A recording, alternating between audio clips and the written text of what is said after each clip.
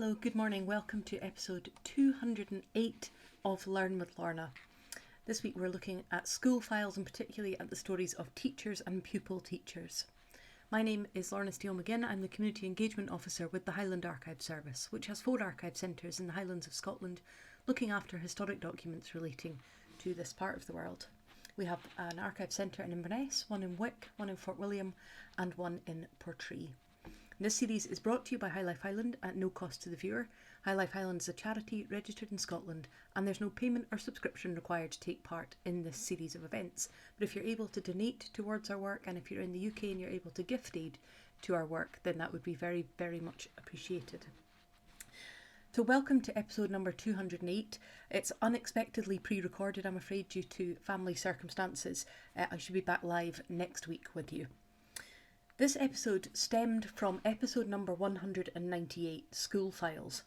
When I started to prepare that episode, you may remember I found so much additional information that I thought would be of interest and so many stories that I had to broaden it out into numerous episodes, and this is one of these.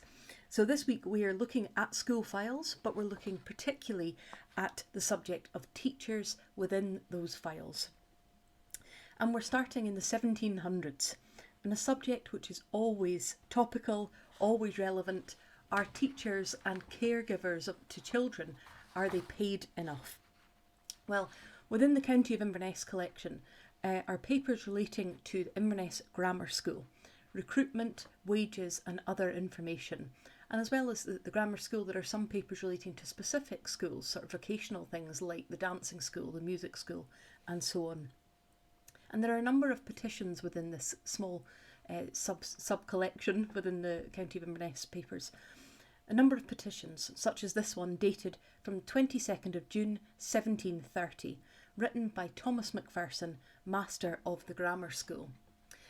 And he says, writing to the Honourable, the Provost, the Town Council and the Magistrates of Inverness, the petitioner, the Master of the Grammar School, Thomas Macpherson, it's humbly, he says, humbly sheweth, so he's presenting his petition, please listen to me, that as is too well known, that the living given to the petitioner's office, the fees and emoluments are too small, not adequate for the trouble and fatigue of the office if rightly executed, nor answering to the expense of living in this place. So the wages that you're allocating to a school teacher are not sufficient for me to be able to do this job properly. It's a tiring job, it is a demanding job. And if you want me to do it properly, then you're not paying me enough, and also not enough for me to be able to continue living in Inverness. He goes on to say that he's spoken to various members of the Town Council about this previously, and the fact has been generally agreed with, but they haven't increased the wages. He then notes further on that he's heard that the usher of the school has been able to secure a pay rise, and therefore would it be possible for your honours to give your petitioner such relief as you think just, and your petitioner shall ever pray thanks. And it's not just him, it's not just Thomas Macpherson who's writing, asking, petitioning. In 1757, Robert Edwards, the teacher of the music school, applied for help. He says, as times are hard, he says that for the last 3 years he has carefully taught, instructed and attended the children committed to his care, which was evident by a public entertainment or two, which I found very interesting. The thought that the children would be doing a public entertainment is something we associate very much with primary schools and schools now, but it's strange to think of that happening 200 years ago.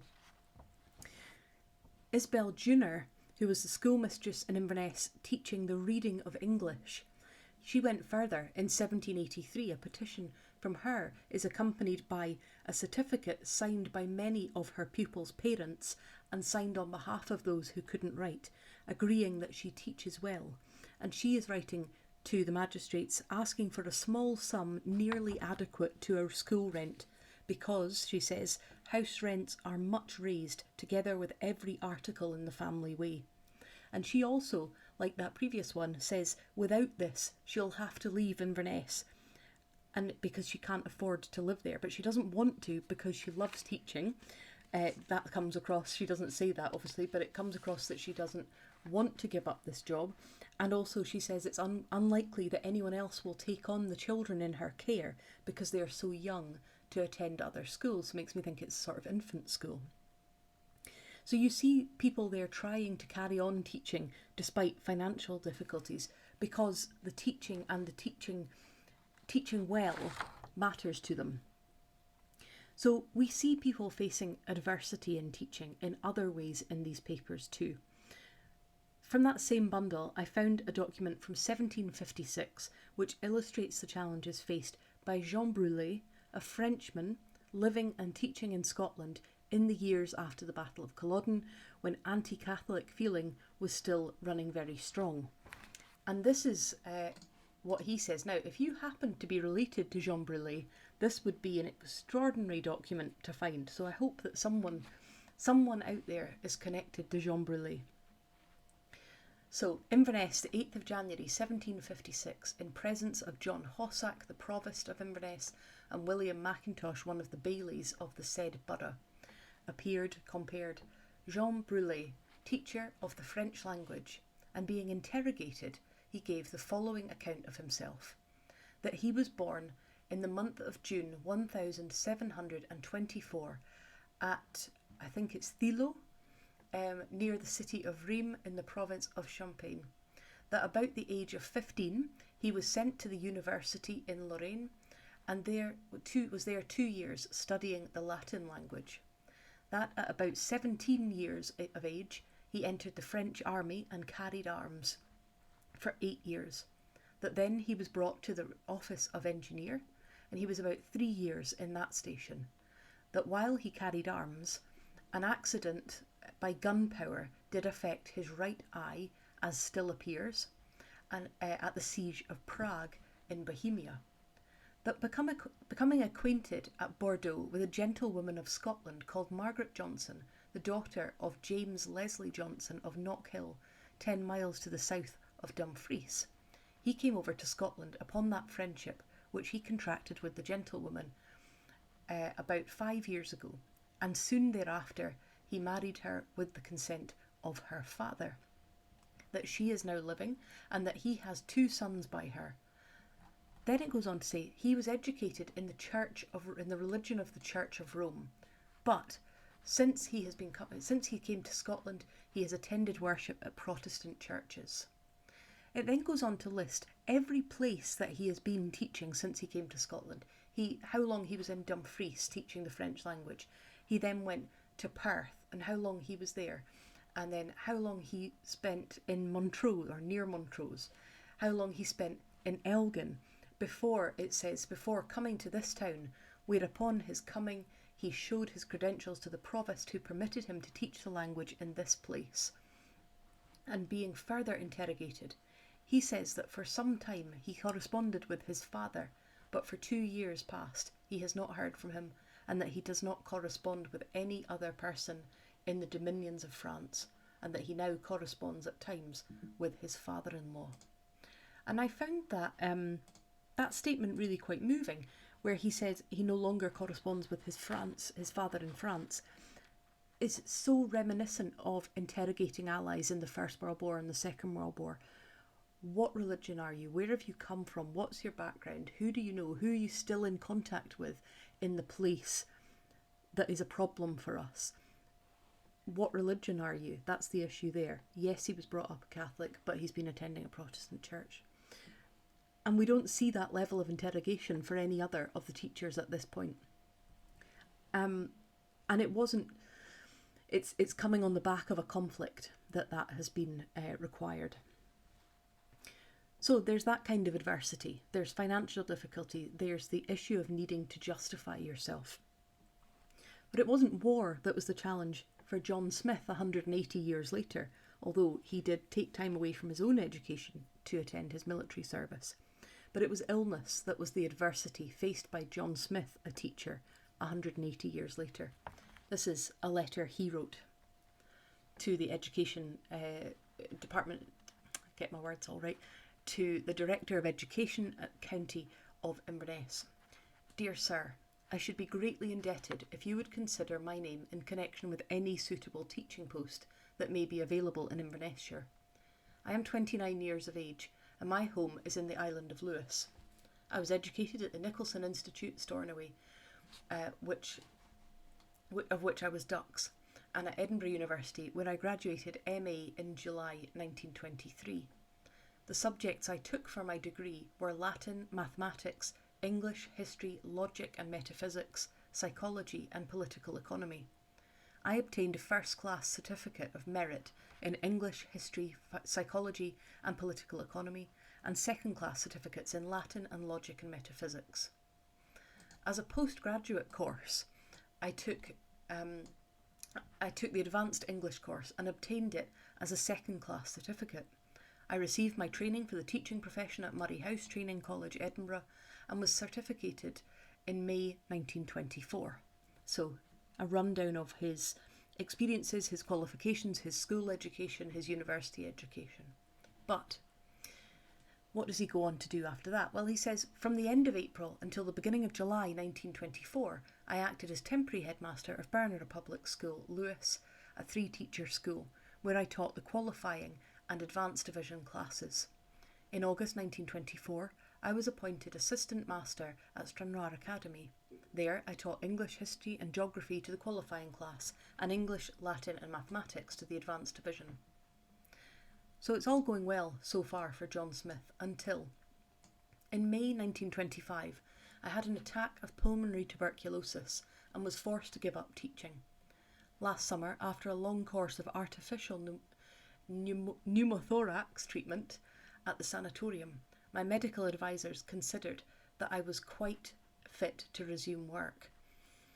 And since then, I have applied for all suitable posts that have been advertised in the press.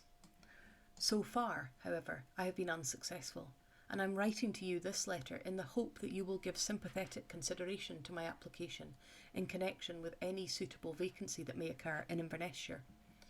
If there should be any such, and if the Education Committee could see their way to appoint me to it, I would do my utmost to justify their confidence. I enclose copies of 3 testimonials and 2 medical certificates to show that he's back up to full strength.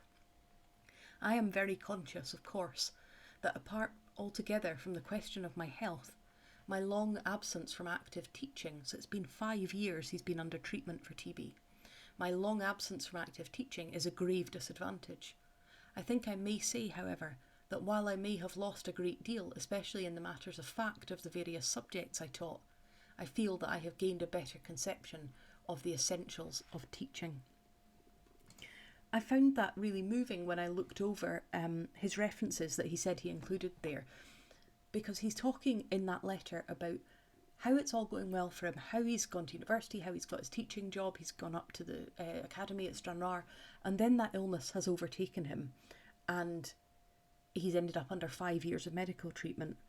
But looking over his references that he included, they don't just talk about his academic ability, but all of the referees focused on his character, his disposition, his courage and consideration, his ability to adapt to whatever circumstance is thrown at him, his anxiety to achieve the best, and his very great interest in seeing the pupils under him progress, which I thought was just a really lovely thing to write, given what he'd been through. I hope you're enjoying these stories of teachers, because I just thoroughly enjoyed researching them. I've found so many others that I'm going to need to use for other things, but that's another story. In 1931, the challenge facing Annie MacDonald was not illness, was not war, was not financial. Her challenge was that she had left Inverness County Education Authority and was now struggling to get back into it. She had left not the profession like John Smith, but she had left the area. Inverness County Education Authority had paid for her, provided her with bursaries for both her school and her college education. And after finishing training, she worked in St Andrew's School at Rothsay for 2.5 years. But in 1931, she wrote to the authority to say this: "Now I desire a change, and I wish to teach in the county of Inverness, and this is my purpose in writing. My reason for not commencing to teach in the county immediately I had finished my course of training is based on educational grounds. I was strongly advised to start teaching where I could gain the most valuable experience to begin with. Inside the county there is not much of an opportunity for gaining this knowledge as in the lowlands, so having the offer of teaching in Rothesay and there being no prospect of obtaining a suitable position near home, I agreed. Now, having taught in Rothesay for this period, I feel that I am more competent to take up a responsible position. From a financial point of view, I feel that it would be more advantageous for me if I were teaching near home. At present, I find that I can be of little assistance to my parents, through whose efforts I was able to take up this profession. Nowhere could I be of greater assistance to them than in my own home, and an opportunity to teach in Barra would be highly acceptable. On these grounds do I wish to be admitted to teach in the county. And this next sentence gives you a real taste of how hard that was going to be for her. I understand that you are not willing to admit anyone into the county after leaving it. But when I agreed to teach in Rothesay, I thought I was doing it for the best. I am sorry to have to trouble you, but I am very anxious to know what I ought to do in the present circumstances, and whether my application would be opportune. I should be greatly obliged if you can let me have a reply at your convenience.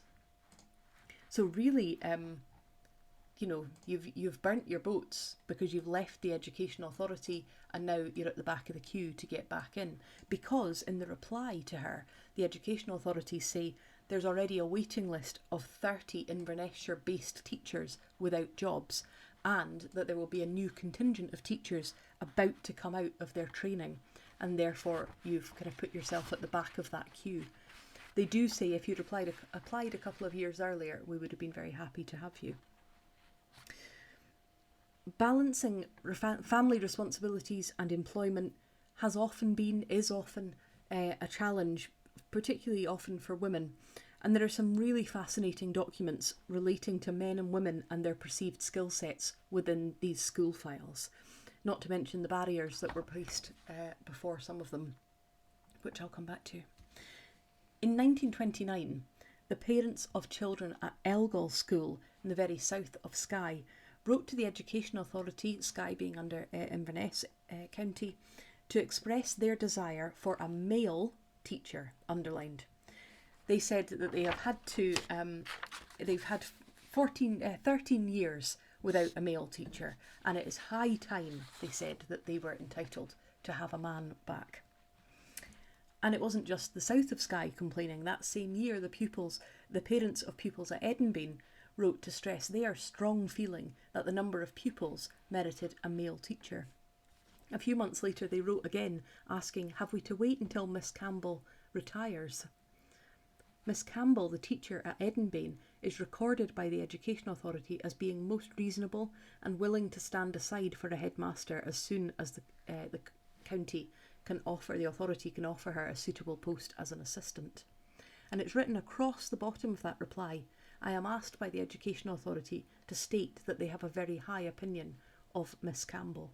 And I felt sad for Miss Campbell there with that, would you please go so we can have a man as a teacher? Mary Sinclair was another one who didn't quite make the grade on a gender basis. Educated at Dingwall Academy and then at Aberdeen University, where she got her degree in chemistry, botany, zoology and natural philosophy, winning special prizes and certificates in chemistry, embryology, parasitology and numerous other subjects. She was recommended for a post as science mistress at the high school by Dr. Galbraith of Dingwall, but the Director of Education wrote back to him to say, I'm sorry that the headmaster of the high school here insists on having a man appointed, as there are certain things that the previous assistant did in the way of woodwork that he wants continued. So to be a science master, it's obviously a science teacher is obviously not enough to have degrees in chemistry, botany, zoology, philosophy, embryology and so on, because if you weren't going to do exactly woodwork in the way that it had been done previously, that was not sufficient. The other way that women sometimes found barriers in front of them, or frequently found barriers in front of them, was when they married. As the Inverness County Education Authority, like many others I'm sure, barred women from teaching after getting married, it doesn't seem to have been a blanket ban. It seems to have been on a county by county basis as far as I can see. It was particularly difficult to read how immovable a rule this was, even in the most desperate of circumstances, that if once you were a woman, you were married, there was no way round getting you back into the teaching profession. I found two very particularly moving cases. I'm going to share one here, and I'll share one in an episode in a couple of weeks. Helen Irvine was born on the 9th of August 1888 and was a pupil and then a pupil teacher at Webster Seminary, higher grade school in Kirriemuir. In 1910 she got her MA from St Andrews University, passing in Latin, French, German, logic, morals, mathematics and education for her degree. In addition, you know, we often say that someone's either a words person or a numbers person or a creative person. So she's done there Latin, French, German, so all languages, but then logic, morals, mathematics and education, so number based. She was also trained to teach singing, drawing, modelling, drill and needlework. Quite extraordinary. On the 7th of August 1929, by now she's just into her 40s and she's now Helen Shaw because she has married. She wrote this letter to the Education Authority of Inverness County. Mr. Morrison, dear sir, I write to you as a stranger, but perhaps you will recall my name when I explain that it was I whom the Reverend Mr. Boyd and the Reverend McKeever of Drumnadrochit recommended for the vacancy in Bunloit School. You were so kind as to do me a favour then, so I am taking the great liberty of writing to you to ask if you will do so now, when the need is greater. I wanted to get work to help my husband keep going on the previous occasion, but since then the worst has happened and we are left absolutely penniless. Never strong at the best, the worry has left him a complete wreck, in need of rest until his nerves recover. Now this is written in 1929. I suspect the war has played a part in this. So she says that he's a complete wreck. His nerves are completely shattered. He's not able to work, and she's trying to find work in order to keep the family going. He has tried, speaking of her husband, he has tried vainly for work, but work is so hopeless to find, and in his present state, manual work is out of the question. I noticed that the Perthshire Authority is advertising a few vacancies, and I am venturing to hope that you might be able to assist me there. One is Rannoch Station, so this is out with Inverness County, it's in Perthshire. But she's seen that there's a vacancy come up and she's writing because he's helped her before. I wondered if you might be able to help me. This vacancy has come up at Rannoch Station, a district I know and a desolate one. However, I'd be only too prepared to have it, if only for a temporary appointment. So she's saying, yes, I know it's isolated and desolate and it's not anywhere near where I live, but I'll take it. Even if it's just short term, I'll take it to have anything. This is a mother appealing for her children, Mr. Morrison. Surely the authority will not turn a deaf ear.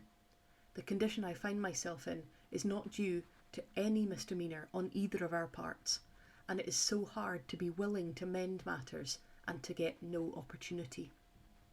I am giving your name as a reference, a favour which I ought first to have written to ask, but there is no time to lose as the application has to be in by the 22nd of this month. But I trust, owing to the circumstances, that you will overlook. Hoping, if it is in your power, Mr. Morrison, you will stretch forth a helping hand, and trusting you will forgive me for troubling you, which I would never have dared to do if my circumstances had not been so desperate. I am yours very respectfully. Now, the Director of Education wrote back to her to say that he would be glad to be a reference, he was glad she had used his name as a reference, and told her to continue to use her name whenever she applied for things. And so, buoyed by that, she wrote back to say, thank you. She says, it is such a comfort to know that someone, and a stranger, is willing to help us. Your note cheered us both considerably. As I say, buoyed by that, she not only thanked him, but she said, I'm enclosing my references in an application form in case anything should come up in Inverness County. The references are glowing. Now remember all those qualifications she's got in all those different subjects. The references are glowing. She gave the greatest satisfaction, one says, a faithful, energetic, skilful teacher, all her work bearing the stamp of thoroughness.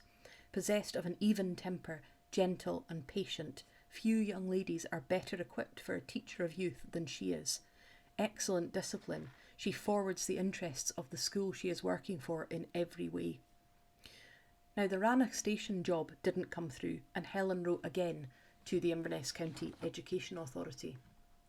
Dear Sir, I am again addressing you and hope I am not trying your patience too far. I had no luck with the Perthshire Authority, and so I am feeling pretty sick at heart, although I quite realise at the present time it is not easy for an authority to appoint such as I. Only I would be so pleased with any such a post as many a teacher would despise. I'll take anything, basically. I will be able to arrange for my oldest boy to stay behind for his higher grade. It's the children's lives that are so different from what I had planned for them. And there is so little I can do in these circumstances unless I can get back to my profession. I've often heard it said that a friend in need is a friend indeed, and it has been brought home to me as a rude awakening. How many friends I had who now won't even acknowledge a letter. However, I've always tried to do my best and to do the right, and trust that Providence will open a way for me to be able to get back to get together a home once more. My husband's health is very indifferent still. He is so frail and so miserable, Mr. Morrison. It makes my heart bleed to think that here we are, practically destitute, while those who were the cause of this position are living a life of comfort. Still, if I could get him to the Highland air and rid him of the anxiety of how we are to exist for a time, I'm sure he would soon recruit. Our chastening is no doubt for a purpose, although it is hard to believe it. I have an application for Shetland, but I don't expect any much hope of getting any as I don't have any influence in that direction. Of course, I would sooner have something nearer to home, but I am prepared for anything. It's, like I say, it's just... there, you get the sense of someone who's desperate. And in a letter to Reverend Boyd at Drumnadrochit, that Director of Education, Mr. Morrison, noted that he was exceedingly sorry for her and her family, given their very adverse domestic circumstances. But in a letter back to Mrs. Shaw, this is what he has to write. Dear Mrs. Shaw, I laid your application before the authority at their last meeting, and I am asked to express their regret that they are unable to help you.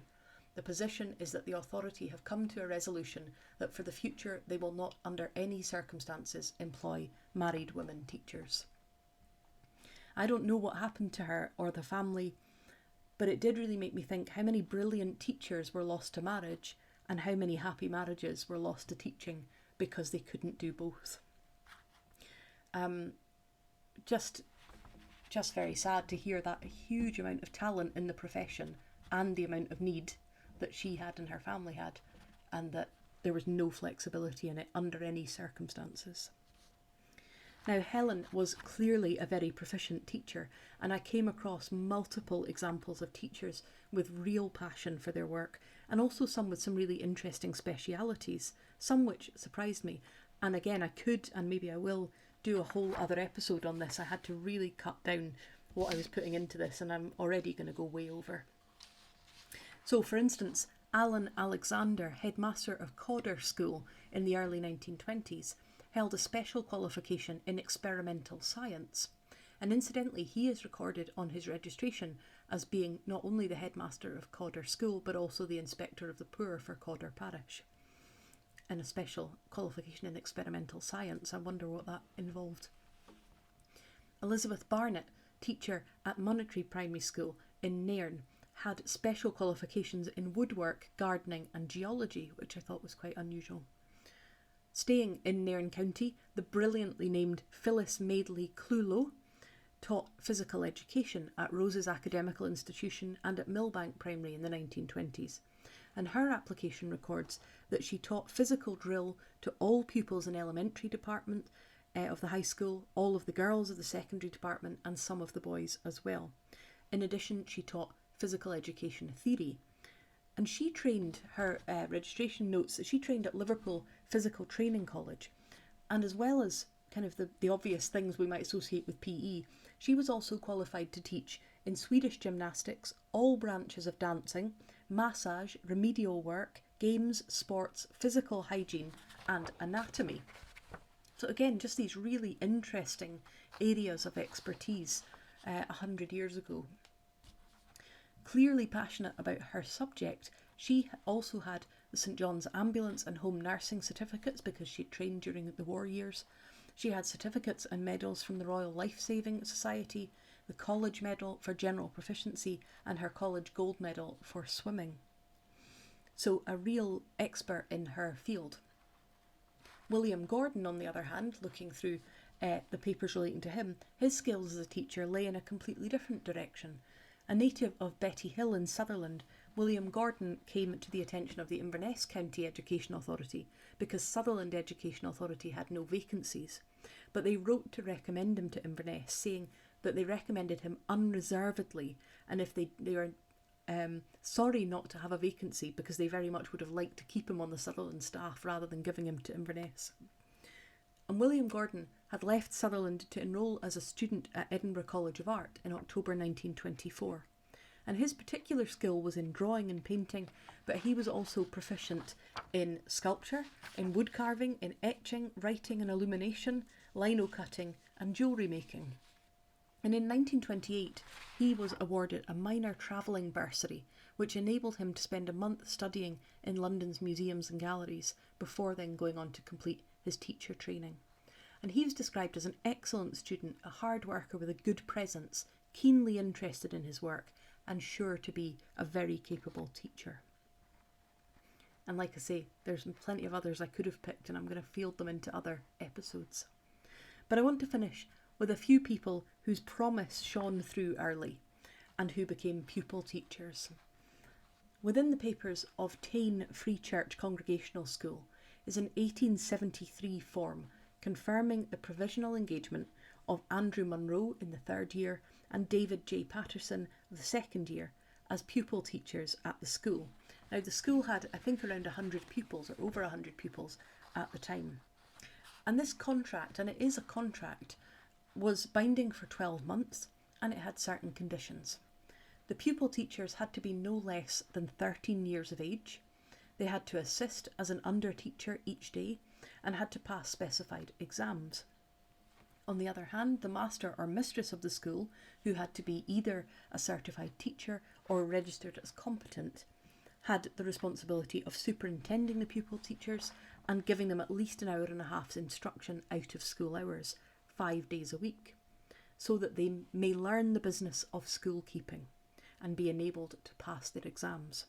So that's quite a big commitment on everybody's shoulders, really. But for those young people who are becoming pupil teachers, they need to support and lead on teaching throughout every day of the school week, and then they need an extra nearly 8 hours of additional instruction in the after school hours training for their exams.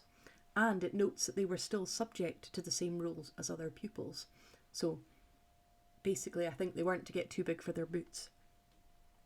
At the end of each year, assuming all had been well and all had gone well in the both sides of that agreement, the pupil teacher would receive payment. They got £10 for their first year and then it increased each year.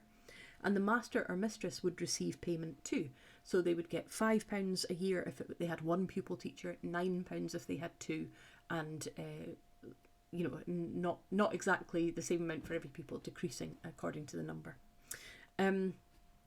So there's financial gain in it, but you don't get that money until the end of a year, and the year has to have gone perfectly and everybody has to have done exactly what they were meant to do. Now, I didn't read through the logbooks of the school to see how Andrew and David got on as pupil teachers, but it's likely that having shown that early aptitude, they might have gone on to become teachers. The inspector's report, written that year, certainly gives an idea of some of the challenges that these two young lads would have faced while they were supporting the teacher. Have a listen to this. This school, with its present large attendance, cannot be regarded as properly equipped without a classroom. To maintain the quietness essential to the successful conduct of the school, while the master and the two pupil teachers are teaching classes simultaneously in one room, is difficult, if not impossible. It goes on to describe the master of the school as able and energetic, which seems just as well. But I thought, imagine that being 13 years old, 14 years old, and you're teaching a full class while there's two other people teaching other classes in the same room as you. The challenges faced by Andrew and David as pupil teachers were were different by those faced by a pupil teacher in Tormore in Skye. On the 17th of December 1920, Murdo Morrison, the Director of Education, received a letter stating that the children of Mr. Donald Anderson, shepherd at the Glen, were not receiving any education. The offer had been made to send the children into Aird School with an allowance for lodgings, but that offer had not been taken up, and they were worried that these children were not receiving any education. And so the new proposal was that the lad MacDonald, son of Mrs. MacDonald of 12 Stonefield, should be employed to teach the children 3 days a week, once his age has been checked. And his age must have been found to be over 13, because there's another piece of paper that reads, Glenostig 19 School, attached to Ardvassar School. I think it says attached. 3 pupils are under instruction at this school and are accommodated in one of the rooms of the shepherd's house. The accommodation is adequate. The school was opened in January last. All necessary materials are supplied from Ardvassar School, and the young lad who is in charge is following the methods suggested by me.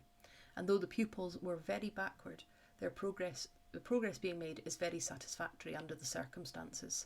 The attendance is very good and regular, and the register is kept and marked correctly.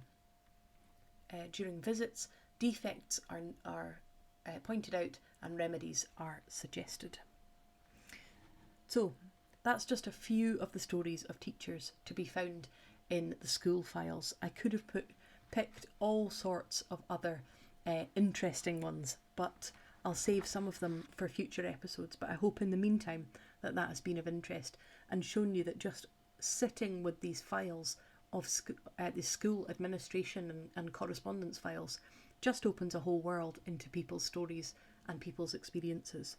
So I hope you've enjoyed that. I'm really hoping that someone who's watching is connected to a teacher who can come in and look at these files. Next week, as I say, I should be back live, and I'll be looking at stories from churches, so I hope you can join me then. Thank you very much for joining me today. Again, apologies that this was pre-recorded unexpectedly, and a reminder that this series is brought to you by High Life Highland at no cost to the viewer. High Life Highland is a charity registered in Scotland, and there's no payment or subscription required to take part in this series of events. But if you're able to donate towards our work, then we really appreciate that. Thank you.